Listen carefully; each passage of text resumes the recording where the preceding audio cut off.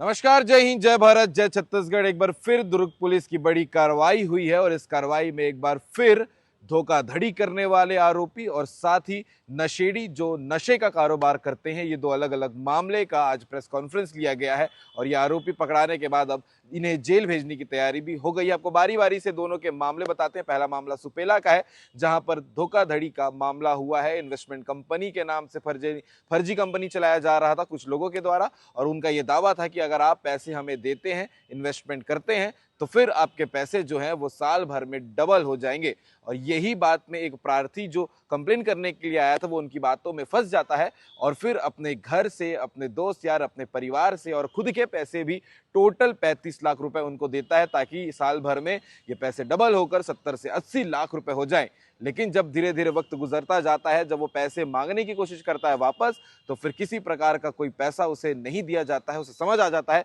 कि उसके साथ एक स्कैम, एक धोखाधड़ी, एक फ्रॉड हो रहा है। तुरंत पुलिस के पास जाते हैं, जानकारी उन्हें बताते हैं कि मेरे साथ ये सब कुछ हो रहा है और उसके बाद पुलिस कार्रवाई करती है और फिर ये सभी आरोपी जो ये कांड कर रहे थे वो पकड़ा जाते हैं। और ये सीधा कनेक्ट है, आपने कुछ दिन पहले सीजी भास्कर चैनल में ये एपिसोड देखा होगा कि टीआई मॉल में एक फर्जी कंपनी चल रही थी, वहां पर भी ये लोग शामिल थे और उन्हीं में से कुछ लोग हैं जिनको फिर से गिरफ्तार किया गया। इसके अलावा दूसरा मामला है मोहन नगर थाने का, जहां पर रूटीन ट्रैफिक जांच के वक्त में एक स्कूटी में दो लोग सवार होकर जा रहे थे और पुलिस को देखने के बाद गाड़ी को घुमाकर भागने लगे। जब उनकी कार्रवाई हुई, उन्हें रोककर जब पूछा गया कि कहां भाग रहे हो भैया, जब चेक किया गया तो फिर उनके पास से जो गोलियां डॉक्टर के प्रिस्क्रिप्शन के बाद दी जाती है वो उनके पास मिली है और ये नशीली गोलियां हैं जो अक्सर लोग नशा करने के लिए उपयोग करते हैं। इस पूरे मामले को, दोनों मामले को लेकर जो है दुर्ग पुलिस ने प्रेस कॉन्फ्रेंस किया है, जो आपको आगे देखने को मिलेगा। इस पूरे विषय को लेकर, शहर में बढ़ते नशा और अपराध को लेकर आप क्या कहना चाहेंगे, कमेंट करके जरूर बताइएगा। जय हिंद, जय भारत,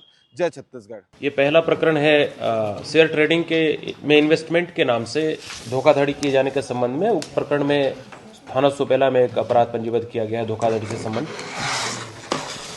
उक्त प्रकरण में आपको पहले से जानकारी होगी, सूर्या ट्रेजर आइलैंड मॉल में निशा बिजनेस कंसल्टेंसी और unique investment solution private limited के नाम से दो कंपनियों को खोला जा करके और कई लोगों को शेयर मार्केट में भारी मुनाफा देने के नाम से उनसे धोखाधड़ी कर रकम लिया गया था। और उक्त प्रकरण में रकम की वापसी नहीं होने पर दो अपराध अलग से कायम किए गए थे स्मृति नगर चौकी में, जिनमें 3-4 मुख्य आरोपी थे जिनको गिरफ्तार किया गया था, जिनका नाम स्नेहांशु नामदेव, उनकी पत्नी डॉली नामदेव और निशा मानीपुरी। अभी एक प्रार्थी है अविनाश कुमार, उन्होंने सुपेला थाने में एक प्रथम सूचना पत्र दर्ज कराया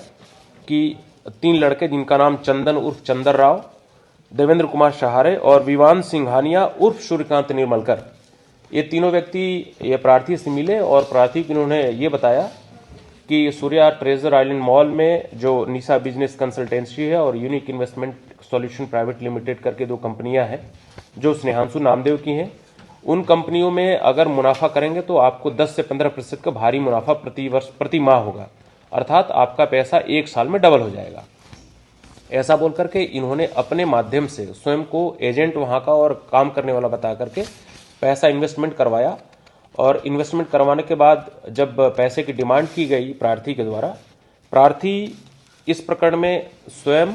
अपने परिजनों के नाम से और अपने दोस्तों के नाम से लगभग 35 लाख रुपए का निवेश किया था।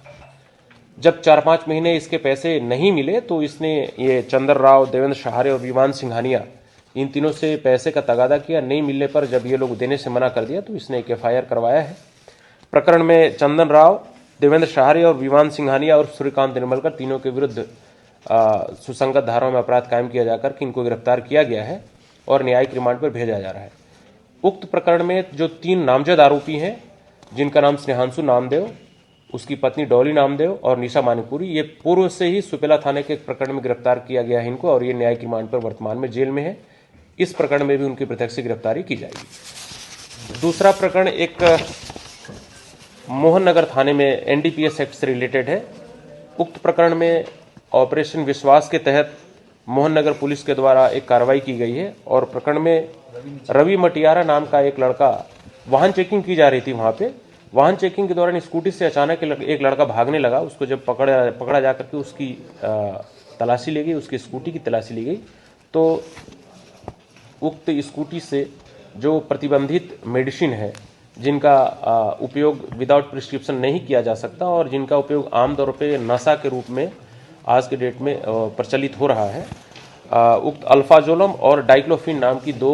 नशीले गोलियां मिली। इससे जब पकड़ा जा करके पूछताछ किया गया तो इसने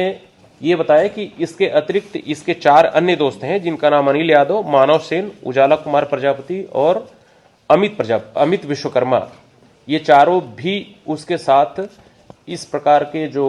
नशे में उपयोग करने वाले अवैध प्रतिबंधित मेडिसिन है उनकी बिक्री एवं परिवहन का काम करते हैं।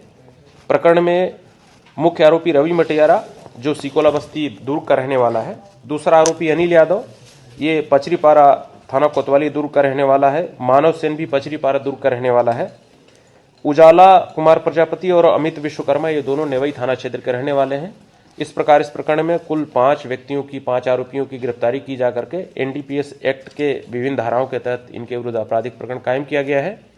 और इनसे लगभग 90,000 रुपए की सामग्री, जिसमें इनके द्वारा प्रयुक्त मोबाइल और जो प्रतिबंधित टैबलेट्स हैं और घटना में प्रयुक्त स्कूटी, इसको जब्त किया गया है और इनको गिरफ्तार किया जाकर न्यायिक रिमांड पर भेजा जा रहा है। अभी ये टैबलेट जहां से भी लाए हो उसके संबंध में विवेचना जारी है और जो भी व्यक्ति इसमें शामिल होंगे टैबलेट की बिक्री में अथवा परिवहन में, उनके विरुद्ध भी इस प्रकरण में प्रत्यक्ष कार्रवाई की जाएगी।